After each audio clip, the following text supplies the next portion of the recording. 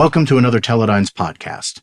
Today we're talking with Jack Hanlon, upright bass player extraordinaire with over 30 years of playing live music, with such bands as the Amazing Royal Crowns and the Soapbox Saints. And now, Jack Hanlon. How you doing? I'm doing well. How are you? Thanks for inviting me over. Yeah. Thanks for showing me the cats, and the bunnies. Yeah, absolutely. This is my kind of place. Yes. Cool. So, I guess the first question is what got you into music originally? Yeah. So it's so when I was kind of kid, I didn't really have much of an identity type of thing, and I kind of really started very kind of suddenly. I think is when I was walking home from school with my friend Billy Walker, and I don't know, I knew Billy. He was a neighborhood kid. Him and I had a mutual friend, Trevor, and I knew Trevor better, but I knew Billy too because he was a neighborhood kid and stuff. Somehow we just ended up walking home one day, and we're just hanging out and stuff and talking about stuff and just whatever. And I just sort of get back to his house and stuff. We're hanging out in his backyard. He's like, "Hey man, you want a cigarette?" I'm like, and I never smoked in my life. I was like, yeah, I want to have a cigarette. So it's cool. So at that moment on, Billy and I just started hanging out more. And Billy already had a guitar. Okay. And he had a friend, Zach Stewart, who had played drums. So you had the guitar, you had the drums, but they didn't have a bass player.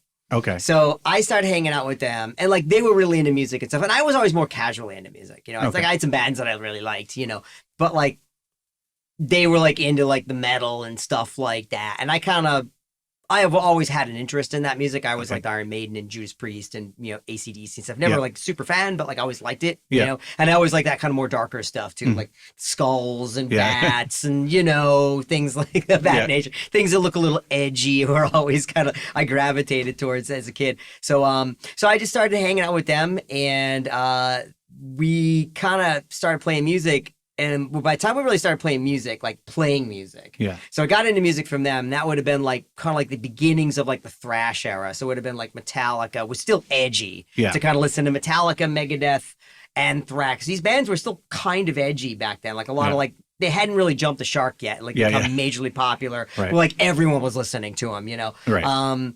But so we kind of started playing music, and when we started playing music, we really started getting more the punk stuff. So we were getting into the Ramones, the Misfits, and that was all because of Metallica, really, because they had the cool T-shirts, and Anthrax, and those bands are always wearing cool, what's that? What's Corrosion of Conformity with the skull that's got the crazy nuclear thing or whatever the hell, toxic thing. It's we gotta go find out what that is. And of course, the Misfits, the iconic skull. Right. You gotta go find out what the hell's going on there, So. So yeah, that's kind of how it really started. Was really just the neighborhood kids. They needed, to start hanging out with them, and I was really looking for I didn't really have a lot of friends and stuff. So this kind of really gave me, a good solid base of friends and something to really focus on. Oh, cool. Yeah, great. So that explains they didn't have a bass player, so you wanted to. I did. Yeah, I didn't know anything about music. It was funny because my sister always liked to sing, but just didn't know, we were pretty young then, so she wasn't doing it She was high school, you said? This is middle school. Middle school. So we're in middle school now. So we're in 7th, 8th grade. This is 1988. Okay. So, but my mom always played piano. So music was always kind of around the house, but it never I was when I was super young, I kind of liked, when I kind of first developed my own kind of taste in music outside of my sister's, because she was a little older than me, it would have been I liked Iron Maiden because of the album covers, and I liked, but I liked the Police too. I was a big Police fan. Police was probably the first really band. I was that's my band. You know what I'm saying? But I always liked Iron Maiden too. So because this is I'm a young kid. I'm 11 years old at this point. So it's you don't really distinguish between you don't know why you like what you like when you're that age. You know what I mean? You just kind of listen to what you listen to. Yeah, exactly. You gravitate towards it. So that's what happened. So so I kind of started hanging out with them, and that's how I started really playing music and getting into music. And that kind of the punk stuff was definitely where it started. And then from there, I kind of branched off into other kinds of music and stuff like that. From there. But this is of course playing the bass guitar. There was a music store in town actually, so it was great. So when I was just driving my parents crazy saying how much I wanted a bass. I remember my mom being the musician, of course, well, why don't you play guitar and then you can move into the bass? So why don't you learn the whole instrument first? And it's no, Ma, they don't get it. The band, they need a bass. They don't need another guitar. So I remember finally, I was probably just bitching about how I wanted a bass, and Dad just came in with the holding the bass like this black. It was like wasn't a Hondo. It was a black Hondo P bass. I wish I still had it because actually they were pretty nice. They were like that, and those like mid 80s or late 80s Japanese guitars were really quite nice. They were cheap and inexpensive, but they were really quite decent guitars, like the Squires. They're Squires, great guitars. These are very similar, probably made in the same damn factory. You know what I'm saying? Exactly. So I don't know for certain, but I remember my dad holding up the guitar and he's like just playing it like an idiot, like didn't play. He's just like trying to act like he's playing it and stuff like an idiot. And that's how I started. So yeah, that's kind of how I got into music, was just definitely through my buddies Billy and Zach, who I still see nowadays on occasion. Cool. Too. Very so, cool. Yeah. Now, of course, you got into that, and then you're playing, I guess, rockabilly stuff and some swing, psychobilly. That's kind of like, how did I get into that? How did you go from that's a good. Yeah. So for me, if really want to go back, hanging up, talking about Billy and Zach. Yeah. I remember we go record shopping and stuff, and like, you probably did something similar. At that age, a lot of times you're just looking for cool covers. Like album covers, like you're flipping, and probably kind of how it started for me, really, honestly, it was probably like, we'd go and see this record, and it was the Cramps' Bad Music for Bad People, that iconic yellow album cover with the creepy looking dude. It's like, every time we're like, someone's gonna buy this. It's like, whatever it is, it can't suck. I don't know what the hell's going on this record, but whatever it is, it's probably pretty good, And like, we're really into punk stuff, and of course, we got into it through metal. Right. So like, we kind of more like the aggressive punk, the Black the Black Flags, the Circle Jerks, Misfits. Sex Pistols, but like we didn't even really like the Clash that much, because it was, because to us that was rock the Casbah, like, they're not really that cool. Mainstream, I guess. Yeah. So anyways, but anyways, I remember another friend of mine, I think Mike Murphy, bought it, and we're listening to it. It was like, not what I expected, but it's pretty good actually. I think Zach Stewart was funny. He was kind of the tastemaker, and like, he liked it.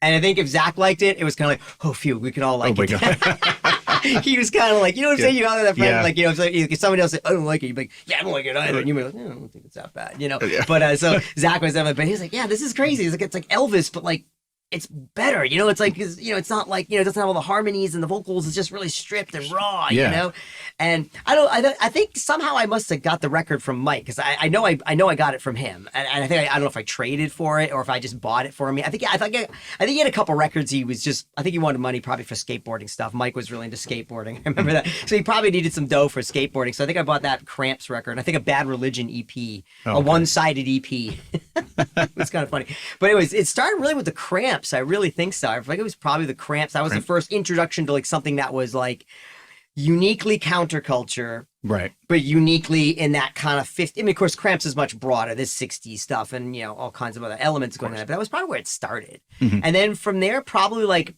when I was playing more like indie rock stuff, guitar player, I always used to like Johnny Cash.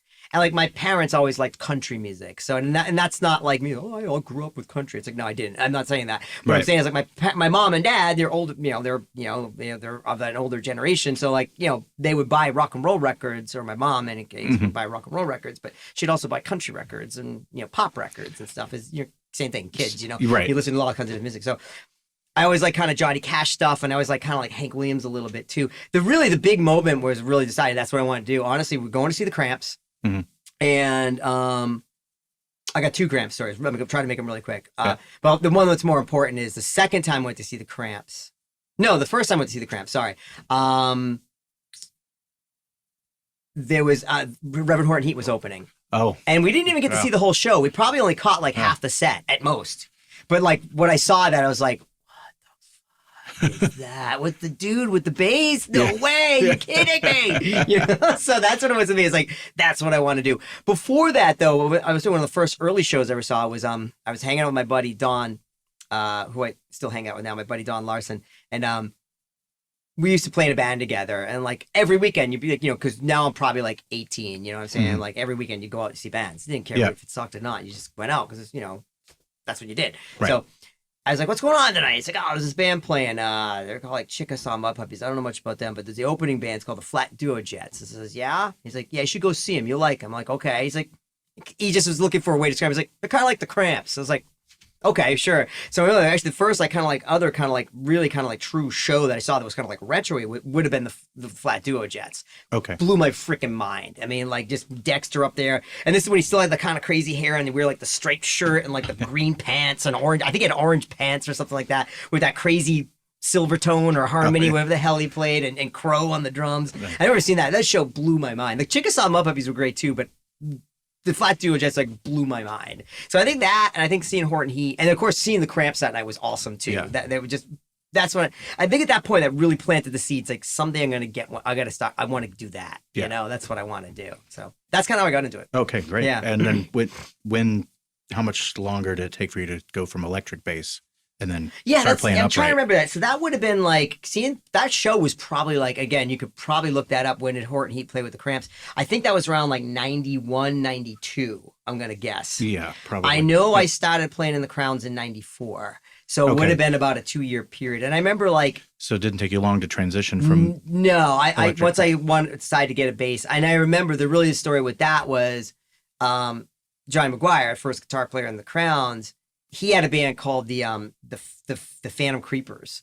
And they were kind of a Crampsy. They had 2 guitars, like pounding drums, and they had really funny songs called like Space Devil and you know, I think it was one called like Pickup Truck or Garbage Truck or something. Not Pickup Truck, because that's great. But like they were really funny, and they wore these masks, and it was very theatrical, but it was very garagey and raw. But it was like, for me, that was like kind of like in that thing of like, kind of, it's counterculture, but it's rockabilly. It's got some edge to it. It's exciting, you know. I remember just hanging out with him one night, and like I think it was outside the Last Call Saloon in Providence. We were just hanging out one night. I said, "Yeah, I really want to. We should do some playing sometime, you know." Because you know, Johnny was a lot in bands that were much bigger than anything I had done. Right. So Johnny was a good guy to get to know as well. Right. It's like, so we're just shooting. He's like, "Hey man, I'll let you know. This is Johnny." He says, "I'm forming a new band." I said, "Okay, great." He's like, "You can't tell anybody." I said, "Okay, fine. What's that?" It's like, "But yeah, just play your guitar, play bass guitar is fine. But if you get a double bass, even better." So we did a couple rehearsals with me. I think I had a white jazz bass at the time.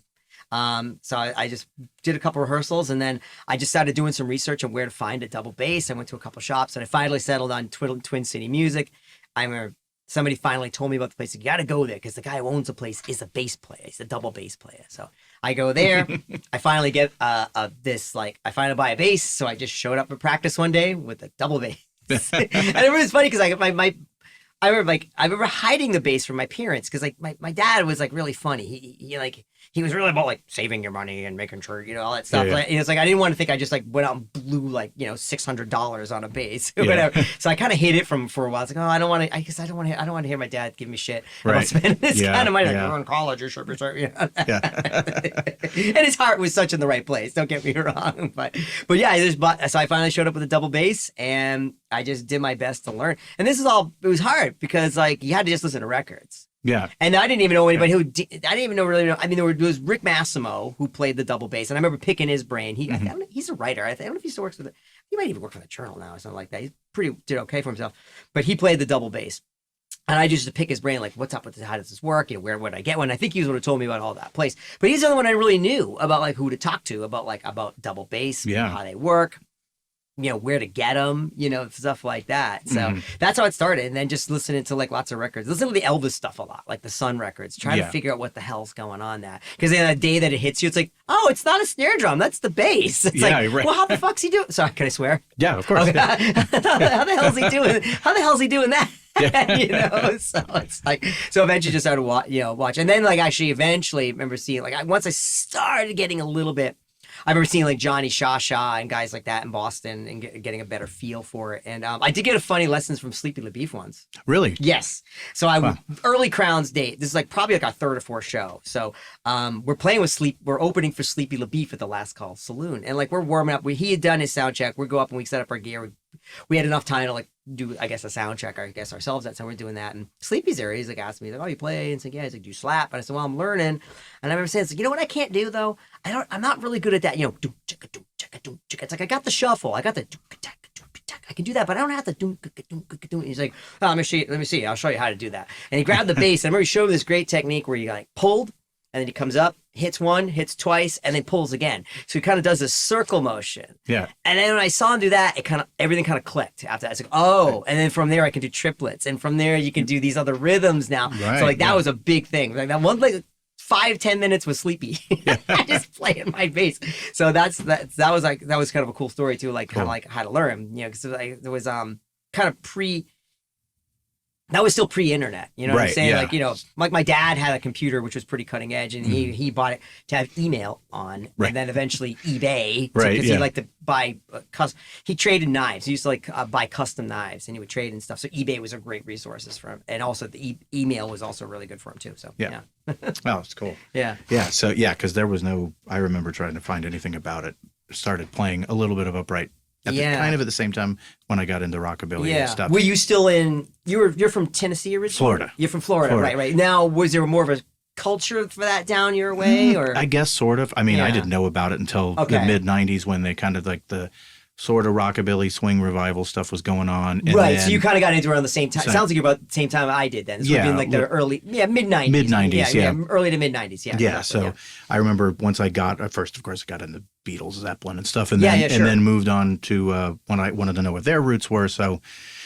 You go to rockabilly. You kind of delve backwards. Going, you're listening from like a classic, especially if you listen to a lot of like the classics, like the Beatles and Zeppelin. You get that blues rock element. So where did that come from? You've got to find some blues guys. Like Elvis was kind of part of that, or something like that. Or like, hey, this Johnny Burnett record is really wild. What is this shit? Because Train Kept It Rolling, of course. Probably, but like, who the hell did that? And then of course you want to find that version. Right, so, exactly. And then I'd always grown up with my parents being a little older. They would listen to Bill Haley or early Elvis stuff. Yes, so you go through your parents' record collections and eventually find something kind of cool. Like whether it be like Johnny Cash record. Yeah, once I get past all the Tijuana Brass stuff, then I can find that. Yeah, exactly. Yeah, totally.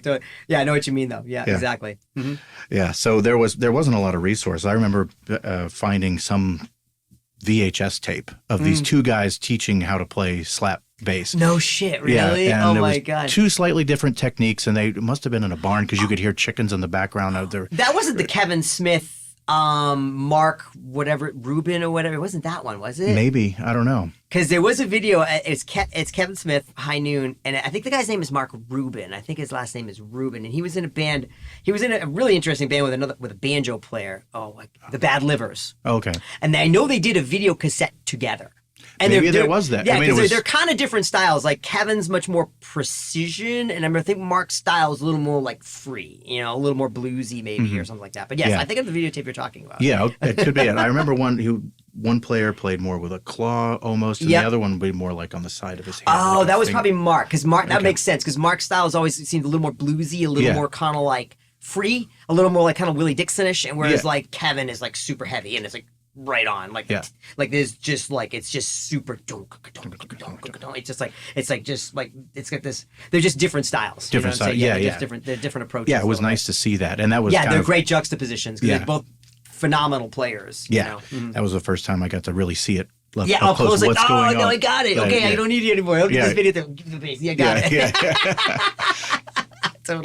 Totally. What was do you remember the name of the first band you ever played? Oh, yeah. The first band I was ever was called Social Menace. Social Menace, okay. Because, like, I don't know, we had this friend, Dave Williams, and, like, I think we used to all skateboard and stuff. Like, I was terrible at skateboarding, but those guys were actually all pretty good. Dave was actually a really good skateboarder, I remember. And, like, he would just write funny stuff on my Zach Stewart, the drummer guy, he had this half pipe that him and his dad had built. I think it was him and his dad, or maybe just his buds. They all built this huge half pipe. And, like, people would write shit under the half pipe, And I remember I was like, Dave wrote something under there like Officer O'Malley says he's nothing but a social menace or something like that. Like, well, that's a cool band name. Dave, we're going to use that as our band name. He's my name. I said, well, it's ours now. Cool. So, and we were big into social distortion. So it was like a social menace, social anything. He's going to instantly let anybody know. It's like, oh, it's clearly a punk band. Okay, great. Right. We know. It's got the word social in it. We know it's a punk band. So, So that was with Billy and Zach. It was called this, Social Menace. And my second band was with Matt McLaren, and that was called The Mole People. Oh, okay. Because we were like peak misfits. So it's got to be about a movie, like The Mole People. I think Matt found that we're called The Mole People. There's this movie called The Mole People. And, like, Matt used to draw these emblems and everything. Like, so it was like very misfitsy. Like we had an emblem. We had the whole image thing before we even played a note. Right. And Matt had just learned how to play the drums, and I was still learning bass guitar. So. It was a little rough when we first started playing, but that was the second band, was the Mole People. Oh, cool. When you got into the Crowns, the Amazing Royal Crowns, what do Did you guys ever tour? Oh yeah, we toured all Toured over the place. yeah. We toured the States pretty significantly. We did Yeah. Canada, at least we did Canada once. Mhm. We go up to Canada on occasion too. Like sometimes you do a US tour, you might bump up to Toronto or something like that. Yeah. We did a lot of Canada. So we did a pretty extensive tour opening for this band in Canada, and then we did the United States, we did England, and we did Australia too. Oh wow! So cool. we did get around a little bit. That's yeah, quite a bit. Yeah. And that was the first band you toured with? That was like the first like band that was putting out like records. Then like that was a band that kind of people had an interest in, like outside of just playing in Providence or at your buddy's backyard or something. Right. Yeah. Like Exactly. Yeah. So, yeah. Very cool. So how was the touring experience? Did you enjoy touring? I like touring. I did. Okay. I always like traveling. If I had my way, I'd be playing almost every single night. You know what I'm saying? I always liked it. I liked traveling. I liked the whole getting into a routine. I liked just seeing the country. It was an awesome experience. Just to say that that's what you're gonna do today. It's like what we're gonna do. We're gonna drive there. We're gonna go play. We're gonna rock. And then, and then tomorrow we're gonna go there. We're gonna do the same thing again. So I always liked. The touring. And I was pretty young too. I was like 24, 25. So I'm good age to be doing it. You're not like tired or lethargic or like, or like, had nothing going on at home. Right. So to speak of. Meaning I didn't have like a job that I really cared about. And we were all pretty lucky. Like I lived at home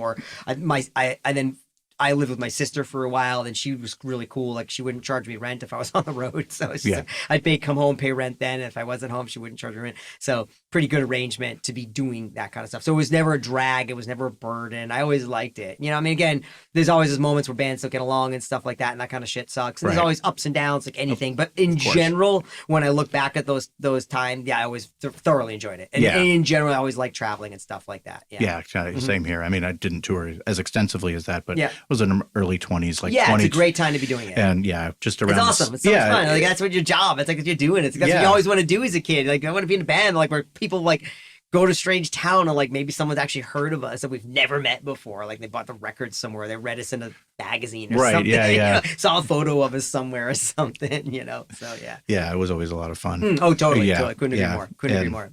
And just even you're all at least for us, we're all in the same van. Driving from place to place. So we always were lucky that we always had a van. We had luck twice because the very first van we bought was I think it may have been Velvet Crush. I think we may have bought two vans from Velvet Crush. I don't know. We had this blue one, and I thought Jason said that we got it from Velvet Crush. It was their older one, and that was like a single 12-passenger van. That one we rode that one into the ground. Like it was in rough shape when we got it because I whoever had it before, I think it was Velvet Crush. They tore the shit out of that thing. So like by the time we were getting rid of it, it had like a hole in the floor, like with the exhaust would come out. Classic story. It'd rain and get wet. Like hey, I'm gonna watch the gear. So that was the first one. But then our second was nice. We had this big white 15-passenger van. With like a thing on top for the merchandise and stuff. And then our last one, we had this really nice Chevy van with a trailer. So we're always lucky to have a van. Nice. Yeah, very cool. Yeah. So this is more of like a geek question about amps. What is your favorite amplifier for bass amp to play? Yeah, I always go back between the Ampeg SVT and the Gaulian Kruger stuff. Okay. I've always had that. I had an 800 RB. It was like my main, like after the Crowns, I had an 800 RB was my main gigging amp for like ever, doing like blues gigs, country gigs, stuff like that. I didn't even bring it in the house. I just leave it in the back of the truck. No case, just rattle around. And then it finally kind of crapped out. And I probably could have got it fixed. It probably would have worked. I think I gave it to somebody or got rid of it. I don't remember. So I've always liked the GK stuff. The main one I use now is a Fusion 550. I've had that for 10 plus years or so. I got it when they kind of first came out, I think. It's a great amp, works great. I mean, I always like the GK stuff. Super simple, easy to use, it's nice, tight, very predictable. You plug it in. It's hard to make it sound bad. I always like amps that do that. Yeah. And then the SVT is always kind of cool too. It's different when you play so long I've been using the solid state stuff for so long. And then every so often I'll go back and use that SVT. And it's like, it's a different sound. Yeah. It's neat. It does have that thing that tubes sometimes do. You could probably relate to this as a guitar player. There's something about the tubes. They do seem to like, you kind of hear them a little better. Yeah. It's a little weird because like the SVT, sometimes it's a little weird because it doesn't seem like I ever talked with somebody else about this too, Viveros about this, and we're talking. It's sometimes it's a little slow, like the notes don't pop quite as much, but they do come through a lot more clear in a weird way. It's hard to explain, you know. Yeah. It's like they take a little while longer to develop, but when they do, they really cut through. Yeah. You know, it's they're different. They're definitely different animals, but yeah, I've always liked the GK stuff. It's like as far as like a gigging amplifier, the one I'm going to use most of the time. That I have a V4 that I like to use now too, because it's like I don't need a lot of the volume that I might. So if I'm playing a lower volume gig, the V4 works really nice too, and it's very similar to an SVT, but it's a little different. It's low watt, so you have to kind of crank it, which is kind of cool because it's like it always feels it's a little bit like on edge, you know. Yeah. So it's kind of cool that way. But yeah, I've always been an Ampeg and GK guy. There's so much stuff out there that's great now. I mean, I've used Mark-based stuff. I've had good luck with that. I know a lot of people like, I think it's Aguila or Aguilar. Oh, yeah. A lot of people like that stuff. A lot of people like that stuff. Yeah. I think there's so much stuff out there that's really good, you know. So I think nowadays I would say anything is almost amps out there you could probably make work. The new even the Fender stuff. I have a Fender Rumble 100 at home, and like I think the circuitry is basically the same on all the amps, just they get bigger or smaller, you know. Works fantastic, and it's great for bass guitar, and it's great for double bass. You can do both with it, you know. I'll use that for rehearsals sometimes, or if I had like a wedding, something really low volume, I could get by with it. But yeah, those are probably still my favorite, GK and Ampeg. Ampeg, cool, great. You have a like 15 versus 410s? I've always been a 10-inch guy. Always loved the 10s. That's always been my favorite. I do have cabinets that are 12s, which I do like as well, because the anniversary ones are only available in the 8x10. Or they had these, they have a 2x12, which they have the two cabinet. They make two different cabinets that are kind of, I think, meant for the V4. There's 1x12s and then there's 2x12s. I have two 1x12s. So that's because when I first got it, I was doing a lot of small gigs. So I could bring the one for small gig, you bring the two for the bigger gigs. So yeah, but I actually, believe it or not, I actually went out, because of doing the Crown stuff again, I actually bought a 610 again. I bought a 610 used. Not the full refrigerator of the 8, but the 610 is enough. But actually, I got an anniversary cloth coming for it. So I'm going to pop that in. Cool. So it's going to look awesome with the blue line. It's going to look insane. So yeah, that's what I've always been. Ampeg guys. Ampeg speakers, I've always preferred the 10s. Never been a 15. I think as a kid, because like I remember as a kid, you can only get, all the bass amps were 15s. The PV stuff used to be the big one around, and where I grew up, and it was always PV. Not bad stuff, don't get me wrong, but everything was always that 2x15 cabinet. Right. And that was actually a pretty respectable one. I thought that one sounded pretty good, but like for double bass, it always seems a little bright to me, actually. And like it's like I never really get exactly the sound I'm hearing in my head out of the 15s. Yeah. Maybe with a 4x10 and a 15 on the bottom, maybe that'd be a nice kind of way of mixing them together. I've thought about doing that, but yeah, I've always, like, when I switched over to the 10s with back in the day, Crowns and stuff, would have been the 8x10 refrigerator. Once I got that, I was like, it's just the sound, though. It's just, and it likes any cab. I mean, you can run a GK through it. Sounds fantastic. You run an Ampeg SVT through it. You can run almost any head you want through that cabinet. It sounds great. It always works. Cool. Super reliable. Very cool. Nice. Yeah, I've found the 10s for double bass, even bass, just for good bass. I think just for bass guitar in general. It's the perfect setup. It's So I have a 4x10 as well. I have a GK 4x10 Neo. That's fantastic. Works really great. And that with the 550 on top of it, fantastic sound for me. I like it. So right now you're playing with two bands? Yeah, just doing the Soapbox Saints, and then we got this run of Crowns shows. Yeah, through February. Exactly. Yep. Okay, great. Yeah, so the Soapbox Saints are in the process. We're going to do some recording. Okay, cool. So we're kind of on our winter break. We take a break every winter. We don't really play during the winter. We'll take like from around now through Christmas. And then we'll get back at it in March. So we usually book our first show in March. And then we play throughout the spring, throughout the summer, into the fall. Then we take a break again. But we're trying to get an EP out again. We're trying to get another record out. Trying to get an EP out this time. So that's our big project for the winter, is get the EP out. And spend more time doing stuff like this, more like internet stuff, more videos and stuff like that. Especially while we're not playing live. It just seems a good time to record stuff and show people that we are working on stuff. So, yeah, it's great. Yeah, making content online is great. That's great. What started doing, and it's it's a nice supplement to playing live. I think playing live is always great, but like it's nice to have this. It's another medium. Probably should start using it. Yeah, absolutely. Yeah.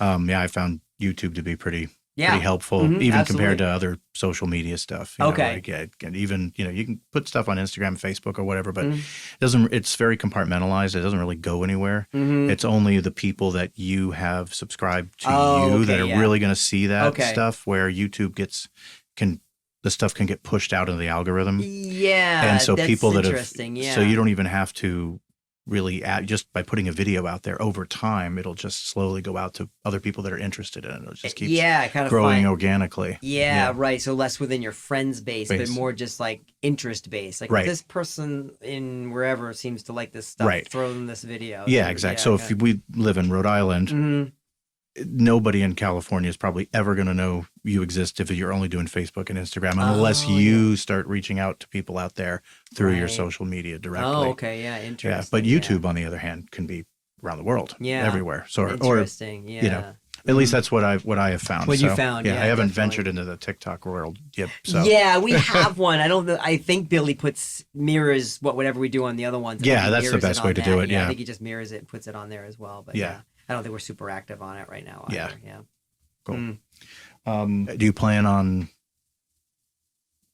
like you say, you're working on a new record for Soapbox Saints, and then the Crowns we have a show. Actually, we've got a show in about a week or two in Connecticut opening for Spring Heel Jack. And then we have 3 shows after that. We have 3 shows in late February. One's going to be at the Ocean Mist. Okay. And then 2 shows in California. One place called Garden Amphitheater, and I can't remember the name of the other place. Okay, so you are going out of state. Yeah, we got those California shows. Nice, very cool, very cool. Gamblers Markets, I think we're playing. I think that's the name of the band. They seem further stuff. It's pretty great. Everyone's kind of talking about it here and there, but what do you think about AI? All this AI stuff. I mean, it's definitely concerning. You know, the fact that these people can just like make, all kinds of crazy stuff with it, and it's not done by humans. It's like it's a little disturbing in that sense. I hate the idea that I think it's like can be used to really, really take away a lot of jobs. And I know the quality is only going to get better, but initially it's just not as quite the same, Right, so it's like I think, and it's funny how it not just affects the music world, it affects everybody. Right. You're doing any type of thing, like there's going to be some sort of like AI equivalent of, why don't you just do the AI thing? And it's like, then you find like it's not as in depth. Right. It doesn't do everything you want. I mean, it's a tool. I like it. I mean, I like it for like I don't work on cellos all the time. So sometimes if I need to find out a cello measurement, it's nice to just put that on my phone and I get that little AI generated response. And I know it's correct because I've done cellos before. It's like, I know, or I know if it's not right. It's like, so in that sense, I like it. But yeah, I think probably using it, I know some bands. I think there was a band that kind of got in a lot of trouble because they did one of their album covers was done on AI, and their fans really called them out. Some of the fans were not very happy about that. Yeah. That they did it. So yeah, I think it's I think it has its place, but I don't like it in terms of like creating AI actors and stuff like that. That's very problematic. Or using, I guess even like AI. I don't really know a lot about it, but I've heard a lot about the actors and stuff like that. And like they're like trying to charge money for this AI. Right. Yeah. Exactly. I don't fully understand. It's a world I don't fully understand, and I will be so I won't pretend to like I know what I'm really talking about there. But from what I've read about it, it's like it has. There's a lot of things when it comes to the artistic thing. Yeah, that kind of stuff always kind of bothers me. Right. Anything like that always kind of anyway that like kind of seems to be taking money out of like musicians' pockets and stuff like that, which they don't make much money anyway. Right. Yeah. So it's like one more thing that's just like that's just screwing people. That's like, or like even artwork and stuff. Yeah. It's like you can't. There's so many artists out there. Hire somebody. Exactly. Yeah. It's like a lot of them won't even work. They're very reasonable. Right. I know. Yeah. They're very reasonable. I've done that before. Our album cover was done by a friend of mine. Very reasonable price. Didn't cost much at all. Right. So I don't really see the need. I mean, I guess there's probably sometimes when you need AI to make not an album cover, but like a drawing for something. Like, I need to do this report. Can you put a little image of something on the thing that's right based on what I'm talking about in my, meaningless meeting on Friday to the other guys I talk with or something. Yeah. I don't know where I'm going with that. I don't know. I always thought it might be cool to use for maybe just inspiration or something. Yeah. I mean, I could see like, give me this kind of thing that looks like this, and you can present it like that. You see what I'm saying? Like, see the horns on this. I want something like this skull. Right. See that skull? Like, I'll cool it. Like, can you do something like that? Yeah. That seems a great use for it. Or you got writer's block when you're writing a song. You're like, help me with like a rhyme here or there. Or something. Or like, hey, how do I answer this question for this guy where I don't sound like a jerk or condescending? Right. Yeah. Great use for me. Yeah. It's so great. Perfect. I have no problem with it. Like I said, it's a world I don't really understand very well about, so I have to be careful about how much I say about it. But what some of the stuff I've heard about, yes, it can be very disturbing, but some of it can be, obviously, in my limited experience using it, can be nice sometimes. Unfortunately, it doesn't really, it's all generative for the most part, so I've never really found a use for it personally in any aspect. I've generated some images with it, play around. Oh, yeah. See, I've never done anything like that. I'm talking, my use of it is like I just ask a question on my phone and I get that little AI generated response. Yeah, at the top. It's okay, that's close enough. Like I said, if I'm using it for cello numbers because I can't rattle off the top of my head, it's like, oh, that's that's right. That sounds right. Yeah, the art generated stuff is weird, and then the music stuff. If you write lyrics to it, and then it just makes the music to fit the lyrics. But if you're not a musician, you don't really understand cadence and scanton and stuff like that. Those little details that it misses. Yeah, it misses, and it has to like stick in an extra measure to make it work. And you listen, you go, what is that? Sometimes there's things that there's a human element that sometimes when you use any type of metric, you have to be careful with. It's like I remember like. It's like if you make a sports team based on like metrics, it doesn't understand like, well, is he a good team? Is he a team leader, or is this person selfish? Sometimes those models can't factor that in. It's like you can't have a whole team of selfish players. Right. You can't have a band of all selfish players. You can have one or maybe one or two, but like everyone, you know what I'm saying? Like, so it's like sometimes those metrics, like an AI metric, is going to be, it's a metric that you need to take with a grain of salt, I would imagine, like anything else. It's just like, hey, don't trust everything it says. Do some research, and again, if you really need a really good answer, you're better off going to get it, at least getting it cross-referenced by a real expert human, whatever that topic may be. Mm-hmm. Yeah, because everything's in perfect time, of course. So, right. So I can imagine that fluctuation. I can imagine that in a song thing. It's again, you're gonna find that thing where it's gonna get exposed. It's like, okay, it's cool, it's interesting, it's a neat little tool, but it can't account for. Sometimes, like I said, those little human things, that other things you need to keep in mind. Sometimes those metrics, they miss those types of things. They're not designed to handle that. They don't know to ask that question. They don't have the capacity to. Yeah, exactly. Yeah. And then there's also the copyright issue too. Like if it's, you guys do a song as Soapbox Saints or Amazing Royal Crowns, and then they say, okay, we're going to have your sound, your voice on some other record. I do remember somebody bring up an interesting point about it too. Is something to the fact that like when you're generating AI, it's just using information that was put in there by actual humans to create that. Yeah. And that's again, it's just fucking the artists. Once again, it's fucking the writers and the singers and the bass players and the guitar players and the drummers and all these other musicians, because it's like it's pulling from what people have been putting in there for the last several decades now, so that's what I've heard about it, which is also very problematic about it. Like you said, it's like, it's just pulling from the information that's already been given it, so it's not like, and which is by people, right now it is anyways, and maybe in the future they'll start pulling from itself. I don't know. Well, that's the other thing that I've heard is that eventually it'll just deteriorate because it'll start pulling from its own creation. That's what I'm wondering. I started thinking, I was like, can it do that? Probably, we don't. It's on there. We don't really know the answer. I will find out. I guess. Yeah, right. Totally. What's the best advice you've been given as a musician? Oh, as a musician. or life, or whatever. No, that's a good one. Actually, I will say one thing. Actually, when I'm going back to my buddy Don Larson. When I first started playing with him, he very talented guy. And really good guitarist, and banjo player. But when I first started playing with him, it was me and my buddy Matt McLaren, and Don was a really good guitar player. Matt had become a very good drummer, and I was still, I was having trouble, not really doing very well. But I do remember Don just saying, adapt, improvise, overcome. And I thought that was the best. And I've used it a lot with like, just adapt, improvise, overcome. I think that's it. I mean, obviously there's all those other things. If you're talking about playing in bands and stuff, just always, I think for me now, what I do is like, always kind of think before you speak. Those are very good things. Don't say it. It's like if you have to ask yourself, is this being mean? Then it probably is. Then don't ask it. Don't say it that way. Definitely. No, I just think that's always important stuff of playing. If we're talking about like a music situation. Yeah. you don't want to like make someone feel uncomfortable. Yeah. Because they're just going to play worse. Right. It's like if they're struggling, try to put them, in a good place. And that means like in the practice space, I think it also happens live. Mm-hmm. I've seen people like play with people, like you can tell they get frustrated because like maybe they fucked up a song or something. It's like, just like, it's all good, man. Mm-hmm. We got 5 more. We got 10 more songs we got to play. You got 10 more chances. Don't worry. Or 20, whatever long the set list is. Like, don't worry about it. We'll just move on. It's just so you want to just sometimes that kind of stuff is always good. Just try to be a good overall person and always try to be working on if there's any kind of conflict, we always try to work on de-escalation. Right. These kind of things are always good. I find that helpful in anything. That helps at your job. And someone calls up all mad about something, try to bring it down, try to calm down. Well, just come on in, man. We'll work it out. Just come on in. Bring it back then. That's always my thought. As someone who works on instruments. So, right. Yeah.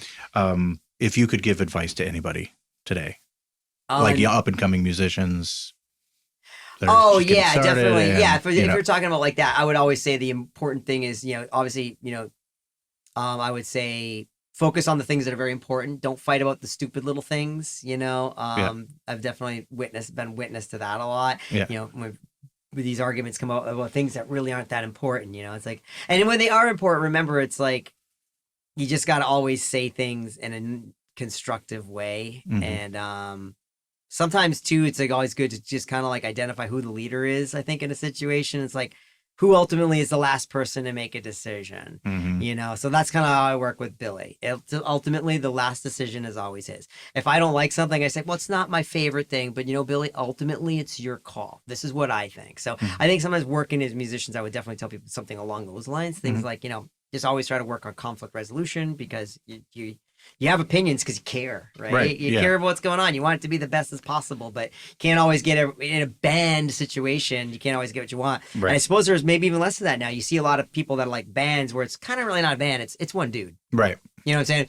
And I guess that's kind of cool because then they don't have to really worry about that. The bass line is going to be exactly what the hell the guy wants because he's just going to grab the damn thing and play it himself. Right. Or he's going to hire someone just come in, punch us in for me because it maybe it's a little beyond that person's level or something. They want something a little more complicated. But yeah, I would always say that, I think is it's hard to think about. I never really thought about that question too much off the top of my, so I'm kind of riffing on that off the top of my head. But yeah, I would say is when it comes to bands and stuff like that, best thing I've always learned now, especially as I've gotten older, is just always. And even when I was younger too, it's always about conflict resolution when it comes up because I think playing with a band, it happens a lot. There's a lot of infighting, a lot of things you don't like. But I think those are important. I'd say probably like always try to work on some sort of conflict resolution. Always say things in a nice, constructive way, and just give your opinion and don't say it's always like, well, I don't. It's okay to say you don't like it. I'm personally not favorite. I prefer it this way. I think the song. I don't think it works over 2-beat. I think it works better over a shuffle. That's just my opinion. This is it. We can do the 2-beat if you want. Yeah. And then sometimes it works out good because if it's not really that great idea, they end up finding out themselves. Right. It's like, let them answer the question themselves. Don't answer it for them. Yeah. Because sometimes that happens too. It's like, oh, he said this, so that can't be the answer because he said it. Say, well, Joey said it back over there, so that can't be right. So but sometimes it's better. It's like, well, let's just do it that way because eventually what happens like, they find out themselves a lot of times that's a good way. I've seen that happen a lot. Like they kind of found out themselves it wasn't good and you end up getting what you wanted. Especially if you're right on something. Right. Again, maybe you're not always right. Sometimes you do songs like, I think I was wrong. I think it actually sounds better the way he's doing it now. Yeah. So I would always say that conflict, especially if you're touring and stuff like that, getting in a role. Yeah. Establishing those roles, who does what. Not everybody can do everything. And don't get mad if there's just one guy and all he does is, play the guitar or play the drums or sing, whatever. You kind of can't have everybody like, well, he doesn't help book shows. You can't have everybody. It's usually going to be one, maybe 2 guys in the band. So it's like, don't get mad when someone just shows up and do it. You can't, because if the guy was trying to do that too, it'd be too much shit going on. You know what I'm saying? A lot of confusion. Sometimes I've seen animosity build up. He just shows up and play. It's like, that's okay. Just make sure he shows up and plays and does a really good job. And make sure he really nails it. Like, it's like, if you're sloppy because you had to book the band, fine. Make sure he's not sloppy because he had nothing else to do except learn the tunes between here and last practice. So that would be something I would say too. Things like that. Yeah, just really pretty basic constructive stuff. Yeah. Okay. Oh, and don't ever borrow too much money. And I guess that's not a thing anymore from labels because like labels seem less important. Oh, and that when they if any label throws a lot of money at you, I'd probably see if they would just do things for you, like, well, can you rent us a van? Put it on them. Don't have them. Don't take the money and buy a van. See if they'd like rent you one for a tour. Yeah. I would do things. That would be one thing I'd say. Don't borrow a lot of money because that always comes back to bite you. Yeah. That will come back and bite you in the ass. And I know that's such a generic thing to say because everyone's like, oh, they borrow this money and they don't make. Well, I thought they were so popular. It's like, yeah, but they were borrowing so much money in advance and they lost. It's like, so that would be one thing. But I guess that's less important now because I think more people put out their own records and stuff. Yeah, now. I think it's a lot less important. But back 25 years ago, that was something that it could definitely get you in a lot of trouble. Oh yeah, absolutely. Yeah. Yeah.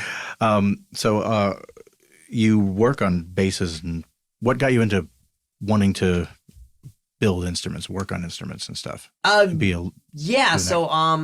it kind of started because I was kind of just messing around with some different things about playing bass, and I started taking lessons with an orchestral guy, and I had just gotten laid off from Mars Music, so I didn't really have a job anyways. Yeah. And I was playing a lot of music at that point, doing a lot of like blues and bar band stuff, And I started taking lessons with him, and he said, "Hey, well, I know you're looking for a job. If you get your resume together, you could send it to these guys, and they'll train you on site." I was like, "Okay, that very much interests me because it was like, cool. Get to be around instruments all day. That sounds great, I like doing it at Mars. Maybe I'll like doing it here." And this was much more of a hands-on job, not a sales position. So, I luckily had a good friend. My friend Sarah put together she used to make resumes for all of us because she was really good at it. So I had her make a resume that made me look way more qualified than I ever really was.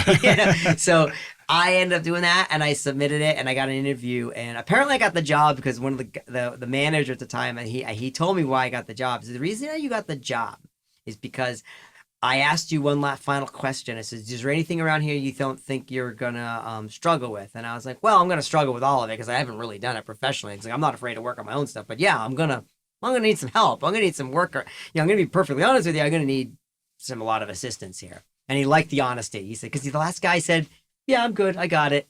He's like, so that's why I didn't hire. That's why I hired you, and that's why I didn't hire him because he was kind of like, what do you mean you got it? You're just gonna walk in here and everything's gonna be cool. And I was like, well, yeah, I'm gonna be. I mean, I know how to use these tools, but I've never done it professionally, so I'm gonna need a lot of help actually. Yeah. So that's how I ended up getting it, and that was in distribution for like violins, violas, cellos, and double bass. We did a surprisingly amount of double bass. I got to work on them quite a bit.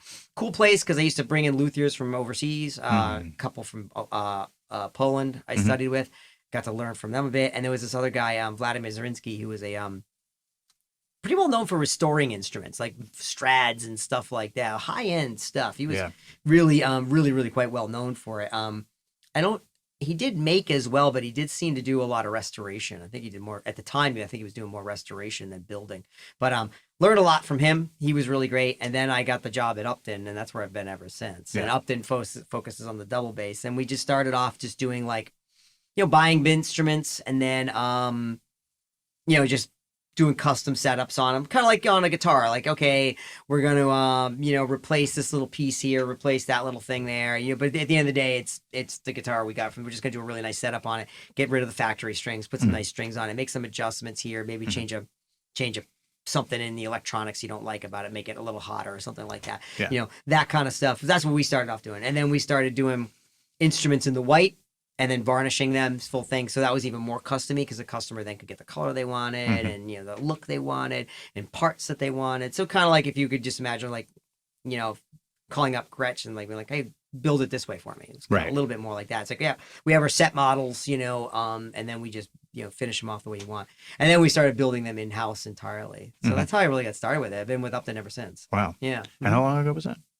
22 years ago, probably now, or about 22 years ago now. Okay. Between 20 and 22 years ago. Yeah, I forget when. Yeah, I started at JR when I was 29, almost 30. And I think I started working there when I was 32. So yeah, it's just about 20 years now. Wow. Yeah, 21 years, yeah. Oh, cool. Yeah. And what was the best gig you've ever had? We'll start with that. The best gig. Yeah, I'm sure. Good. I do remember playing these shows, and it's great because it's actually on video, and you can see it. I remember playing Bolorama in Los Angeles, and that was just freaking nuts. It was like a low stage, tiny little place, just packed with people, because like we're not from California, so just packed with kind of like people we had just met, like maybe over the last couple of weeks from touring around and stuff like that. But for the most part, just a room full of strangers like who knew all our tunes, which was pretty great. Yeah, that would definitely be one of the highlights. Trying to think here, that's probably one of my top shows. That was really great. I do remember playing, I think at one of those. There was a club in Austin, and I want to say they had 2 rooms. There was a front room and a back room. And for some reason, we were playing the front room. It was small, hot as shit. But I just remember, like, there's something about me and heat. I do pretty well in heat. Okay. Yeah, so I was like, I usually do well because I'm just, my body feels really loose. And so I just remember playing, like, really well at that gig. Was it Emos? Was it Emos in Austin? Was it Emos? Is there an Emos? I've never been to Austin. So yeah, I think it's Emos. And I want to say there was a front and a back room. I might be confusing it with another place, but I could have sworn it was Emos. But yeah, I remember that show being really good too. I just remember that was really great. Yeah, those are some of the highlights. Some of those California ones were always great. And then of course we always did the Providence Paybacks. Those were always at the Met. Those were always insane. Yeah. I can't remember which one in particular. Right, they were always freaking great. Those shows were always really great. Yeah, because the Met was nice because it was smaller than the Lupos. Yeah. This is not where it is now. Met is where they went out the smaller room, and those shows were so much fun. Yeah. Probably those are like my top 3, I would say. Yeah. Cool. Yeah. So in contrast to that, what's the worst gig you've ever had? Oh, geez. Yeah, that's a good one. Worst gig. Oh, I'm trying to think if there was one that was just like, trying to think. Or the strangest, weirdest gig you've ever done. Yeah, again, I got, if I had an hour, if I had an hour to sit on that, I could really, really find some wacky ones. I do remember playing a show once, and this is actually when, so it was the Mole People, but we had a Mole People reboot. So we had the Mole People, then we went back to doing it years later. It was kind of like a funny thing we decided to do. So this was like probably around the time as the Crowns were playing. I was also doing a little bit of this band called the Mole People. And I just remember like not being able to hear, and I sang a whole song completely out of tune, and I was like, it ruined myself for the whole, I just ruined my confidence on singing the whole rest of the night. It was in Worcester, I remember that. And what was it called? Lucky Dog. It used to be Sir Morgan's Cove. It's gone now. I don't even think the club's there. Yeah. That was a really bad one. No. I know there's some more really, really, really, really bad shows that we did. There was a funny one there wasn't really a bad show. There was a funny show we played in, this is a Crown story.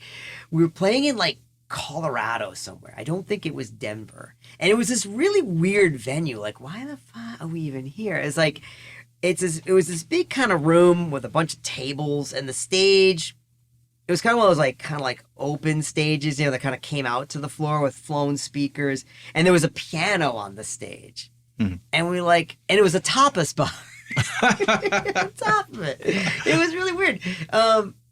And I remember Jason's like, I think they think we're the Royal Crown Review because there's a piano on the stage. Jeez. I remember that, and it was it wasn't very well attended. So that was kind of, I don't know if it was like a worse gig, but it was funny. Yeah. I never found out if they did think we were the Royal Crown Review or not, but it was still kind of funny with the piano on the stage and everything. So that was kind of funny. Yeah, I wish I had more time to think about that. I'll send you a text later, I got the best one for you. Yeah. Remind me to tell you that except the next gig. Yeah. We'll do an addendum to this or something. Right, yeah. We'll do an addition to this one because I know there's some really good, really, really bad. We all have them. Well, of course, yeah, of course. They're the funniest ones, know. Another not bad show, but funny show. We used to play in Portland, Maine. There used to be this place called Gino's. Okay. I think it's still kind of there, but it's not the original Gino's. So the original Gino's was on, I think, on Brown Street in Portland, a little side street, and you had to walk in, you walk down these stairs, and it was great because it was kind of like being at your buddy's split level ranch basement that parents aren't home kind of thing. Yeah. It was really dark because there was no windows and stuff, but the stage, the PA system of the stage was awesome. It was that you walk in, it's really dark, everything's really dark, it smells like beer and cigarettes. It's classic. And they had these 4 big speakers. And they had an old board behind there. It was an old PV board or something like that. But the funny thing is about it, one time we played there with the Crowns.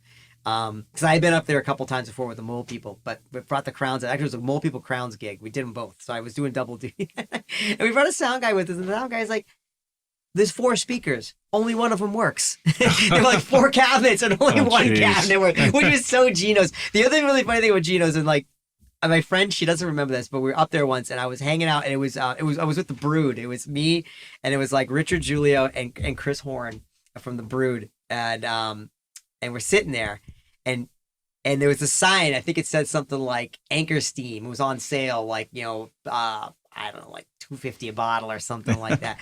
So, and Gino was still alive, and she's like, I'll have the Anchor Steam, and he gives her the bottle, and he says like $3, and she says, sign says $2.50. He says, "You believe everything you read?" She doesn't remember that story, but I totally remember that. It totally happened. That was also the great story too. One time that was same show. We got done playing. We're all hanging outside, and there was just some dudes like dentures like on the side. On the back. And I'm back again. Rich Julio was there too, and I remember me and Jason and Rich were just sitting there talking, and Jason's like, "Is that like somebody's teeth?" And Rich was like, "Yeah, you never know what you're gonna find behind the back door of Gino's." And this guy walked in, was like, "Did you say teeth?" And like Jason's like, "Yeah." He's like, "Oh, give them to me. I know who they belong to," and took the teeth away. You can ask Jason about that virtue that actually something along those lines. Again, it was a very long time ago, but totally happened. That's so great. that's at least some funny stories. Yeah, that's great. That's even better. Yeah. Yeah, I'm trying to think if I ever played a show like where a fight broke out. And see, I don't remember anything really bad like that. There was never like a show like, like a fight broke out or somebody got. I don't remember anything like that. I'm trying to think of anything like I never remember a show like where somebody got like. I'm sure it happened somewhere online, but I don't remember a show like ever happened like where somebody got in a fight or like, you know, or somebody got really hurt or anything like that. So it's a kind of good. Yeah. Nothing bad, nothing super negative. Most of my playing out has always been pretty positive, I would say. Yeah. Nothing for me either. I mean, sometimes, you know, like the fight somewhere out away from the parking lot or something like that. But I mean, like inside the club. Like somebody stage dove and like really fucked up somebody. Nothing like that. I can't remember. I don't remember anything like that ever happening. Which is good, the funniest thing. Those things that can hurt. They can stick with you. Like, oh, I really feel horrible. Exactly. I mean? If somebody got hurt. The worst thing thought it was going to be bad, but it ended up being pretty funny because it was we were just playing this little bar in Florida, and you just walk in, the stage is right there by the door. Oh yeah. And this guy just kept coming in and trying to get up on stage. Oh, yeah, and just coming to go. And then finally the bouncer just like, "You can't do that." And he's like, "All right, I won't do it." Did it again. And the guy grabbed him off the stage and threw him out. And apparently this guy worked for the fire department. They called his buddies. They knew who he was. And the fire department came with the truck and hosed him down in the middle of the street. That's awesome. Yeah. I'm glad the fire department was on your side on that. Yeah, we know this guy. We know what he did. We've been out drinking with him before. We know his antics. We'll take care of this. Exactly. That's hilarious. That's hilarious. Yeah, that is. I always hate when that happens, when people grab the microphone. Never cool. Yeah, never cool experience. Yeah. Yeah, no, not at all. Yeah, but that was a fun end to that situation. Yeah, that is funny. Oh man.